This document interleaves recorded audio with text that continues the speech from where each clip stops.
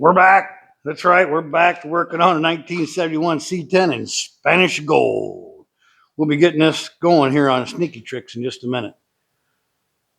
All right, this week I got the top painted, well, the back of the cab up to the seam, which was the part we needed done so I could put the box back on as soon as I finished the exhaust.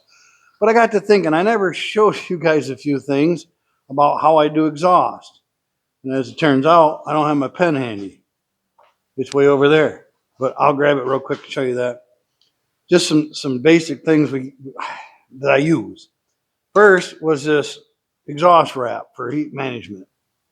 This is that I bought the, I don't know, it's brown, gold, bronze, whatever. This is part of my heat management. It's muffler wrap. Pretty simple. It's made out of fiberglass. It'll get you itchy, but you just wrap around a muffler and it contains that heat. It helps with better flow and performance, but more importantly than anything, it keeps heat away from critical items that might be near your exhaust. What I didn't show you guys, if you've never used it, they have these stainless steel zip ties. They're all stainless and they just slip together. Well, you can't get the darn things tight and they're really hard to cut off. So they do sell a tool, and I don't know if I showed you the tool. I'll bring it around there a little closer, but this tool here, basically once you loop it through, you put the end in this tool, kind of finicky. And it's got a little, of course it made me look stupid on camera. Get in there. What it does, if you can see, I don't know if you can or not, is it has this little cog back here that grabs the end and pushes this that way. So as you use it, you can see it just keeps getting longer, pulls it through, pulls it through, pulls it through, and just keeps getting it tighter and tighter. Well, once you get it as tight as you need, this lever here cuts it right off at the tip. So a handy little tool. It's not expensive. I don't remember what I paid for it, but if it was expensive, I would have remembered. 15, 20 bucks, I don't know. And then I didn't show you guys a little bit of muffler stuff. Standard hanger, you've probably seen a million of these. They got the part on the bottom here that you can clamp onto your pipe. And a muffler clamp you can put a muffler clamp on it and clamp this hanger right to a pipe. Not while I'm on camera, right? You need 4 hands. If you want to, you can clamp it on that way, and that'll keep your muffler from falling down.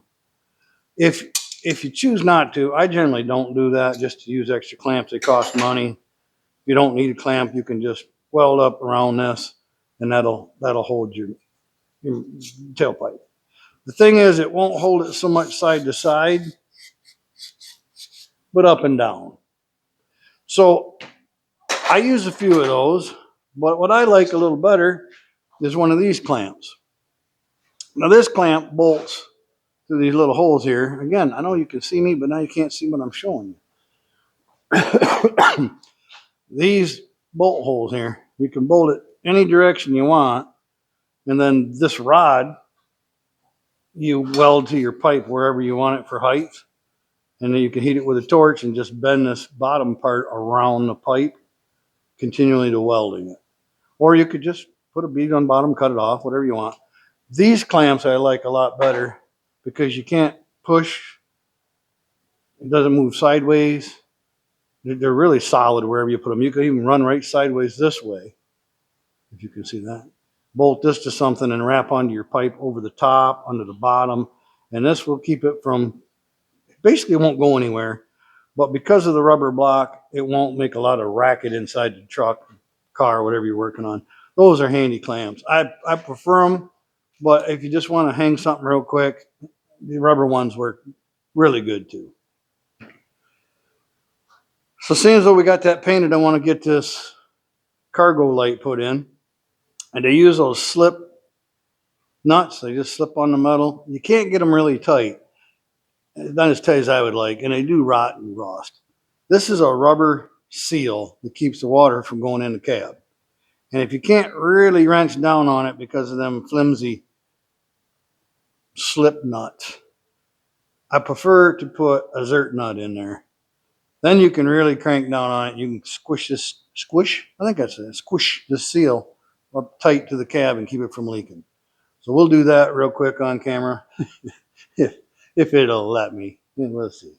Let me run you around there and show you the rest of the exhaust. Oh, the part about exhaust piping. I'll grab my pen, it'll take 2 seconds. And I'll show you how I do that. And I never did. I talked about it, but I never showed you guys how I do it. And it's one of them things that once you do it, you'll say, well, that's simple. But when you got two pieces of pipe, naturally these two are the wrong size. But that's all right. I got more right here. If you got two pieces of pipe and you're just fitting them together, that's generally not an issue. They just simply, the bell on one, the other one slides inside of it. Well, sometimes when you do this, you don't want it buried tight. You might need a little longer on your pipe. So if you pull it back, quarter inch, half inch, whatever you need to make the proper length. Now when you take it out of the truck to weld it, in this case, you could just clamp this bell style. But what I generally do is I'll mark along the seam. That'll tell me my depth. And then somewhere else, I'll put a line through it, lining it up. I'll show you closer. And then on the opposite side, I like to put two lines. The reason I do that is because when you take this apart and you get it over here to the bench and you're like, now which part goes where? You can always line it up. And I'll show you real quick. When you get moved around and get confused, over in the bench, everything looks different. I don't know if you can see those, but this is my hash line for how deep you go. And then you line up this line here for how you clock it. If this has a elbow or something on it, it's going to be very important that you clock it properly. So on one side, I'll put a single hash, and on the opposite side, I'll put two little hash marks. Those two little hash marks. So when I get it over here, if I have singles, I might get confused which way it goes.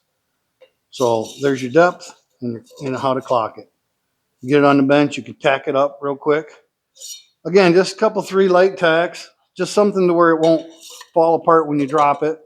But you want to be able to, you weld two pieces together and you think that's a perfect fit. You put it back in the truck and you go to your third piece. You're like, oh, I wish I had just a little something different. You can cut those tacks and then just realize you want to clock it. Doesn't matter. Clockwise, quarter inch. Bring it back to the bench, tack it up again, go back to the truck. Yeah, lots and lots of back and forth. But hey, that's muffler work. I'm not going to bore you showing you all that because I just climbing underneath, climbing back out, welding, climbing underneath, climbing back out, and welding. Yeah, you're tired of hearing me say it even. It's slow and boring. So let's go over, show you the truck real quick. You can see the paint I did. I'll walk you over. You got to do a shop tour every week. Got to walk you around the shop. It's what we do. I could cut and edit, but I got things to tell you. So a couple days ago, I got out here, spent a little time catching up on things, getting the top of this truck painted. Now, I wanted to make sure I had this painted so that when the box comes up, I'm not trying to paint underneath around the box. Plus, I can step through here easy. I can work on stuff easy.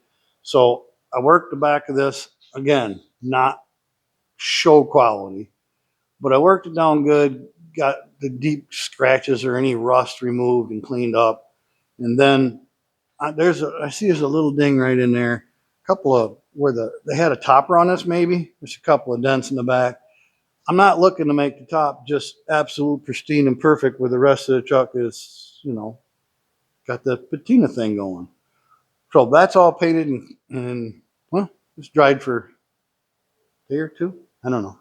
But let's get this light in. Oh, before I get to the light, let me just show you down here how my exhaust is going. I know I said I was done with the exhaust, but hear me out. Just take a second. You might be interested to see it. So down here, if you remember, the old exhaust on that side, and I finally got the loop on this side put together right in here. And I use these blocks, and they're wedged, so you can move the pipe up or down or left or right with the wedges to get them to do, in this particular case, 2 little curly Qs and dump outs. But I did get those together. Just, a little something, something. Getting ready to put the mufflers on, and I'll clean all this mess up. Well, you won't ever see it again.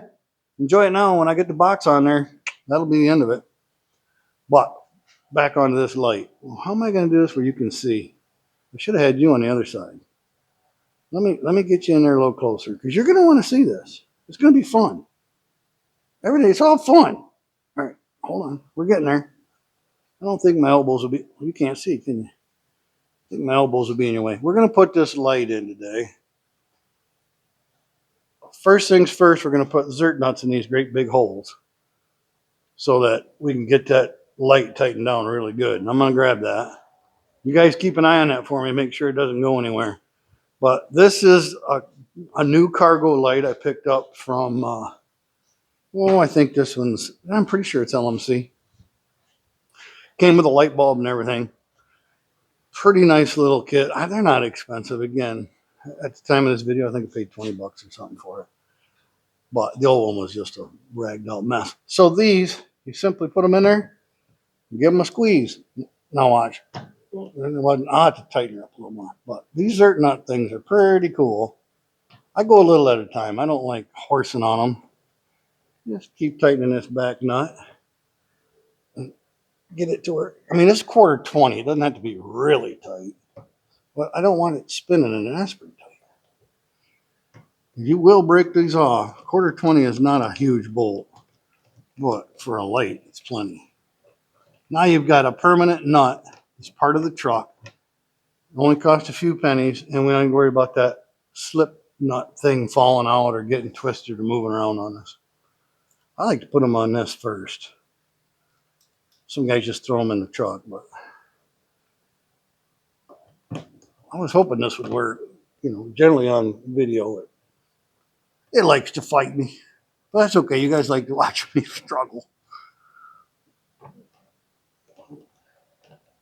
Again, a little at a time. Don't overdo it. The bigger ones, you can really horse them in there, but I'm going to go one more. One more time. Oh, that's pretty tight. A little more? What do you think? Probably too much. I better quit. Don't want to scratch my paint either. So there's our zert nuts. They're in there, or whatever you call them. That's what I call them. They're in there. Permanent fixture. That one's a little cockeyed. Might have been bent from somebody else, not me. Let me grab the light, my screwdriver. We're going to slam that right in there. I'm kind of looking forward to doing some of these finishing touches. If you remember last week, we talked about the last 10% of a job. It takes a lot of time, but it is pretty enjoyable to do these finishing touches. Get my screws. Why not? Grab light bulb. We're gonna assume this is all gonna go good. I haven't done one of these in a long time. I'm not really remembering how this goes together. Well, there's some screws. Put them up on top. They won't fall off, will they? They probably will. So this light goes. Well, I thought it went that way. Uh-oh, we're in trouble. Because this light socket's on that side. And that don't look right. Nope. Well, doggone it. There ain't enough there to move another video. Stuff's got to fight me while I'm on camera. Somehow that's got to tuck on that side, but the light comes in from that side. So I'm going to have to find a way to fish some wire around. I can't believe it's that tight. I pulled on it earlier and it don't want to give. Well, that's no fun. That's all right. Tell you what, I'm going to pretend like we put it in right. We're just going to make sure it fits, okay? I want to look at it. I can take it right back off. Huh. See, I told you I hadn't done one of these in a while. Basically, that's going to tuck in there. Looks good. Too bad the light ain't in it.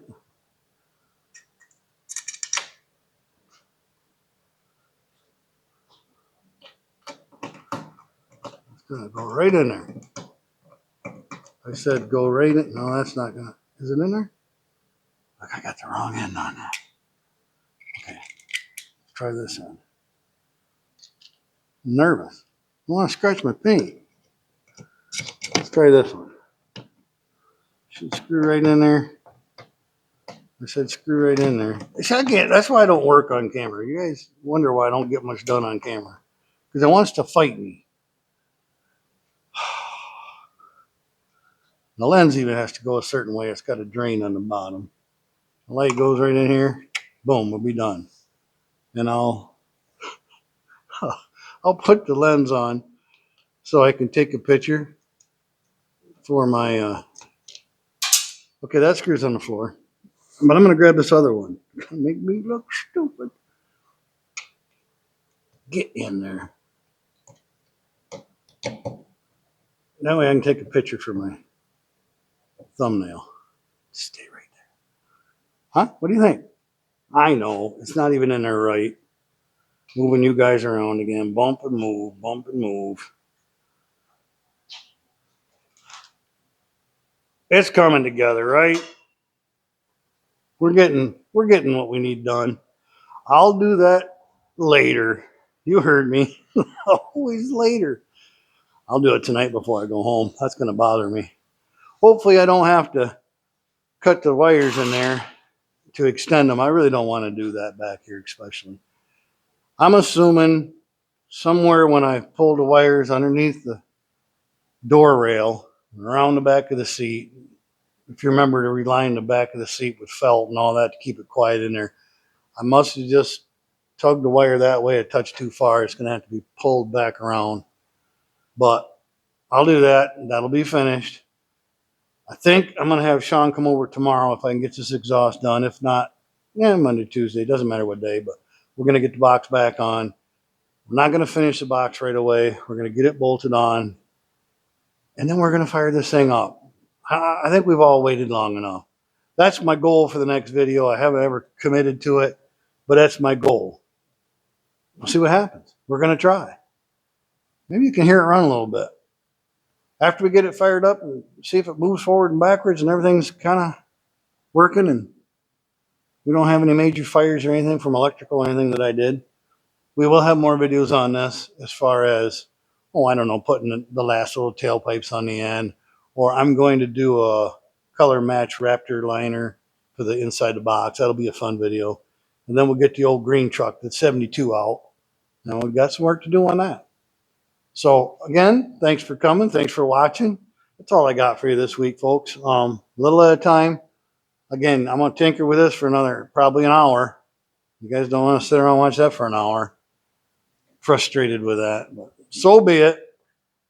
We'll catch you guys next week. I'll bring it back for a little something else. I didn't show you the top of the truck because I haven't worked on it. I will probably do a short video on that, or I'll tie it in on something else. There's just, remember the top, how bad that was up there. But we'll get a video on that, and I did promise you to do the drip rail. That's coming up too. So thanks for coming. Thanks for watching. We'll see you guys soon. All right, one button shut off. Goodbye.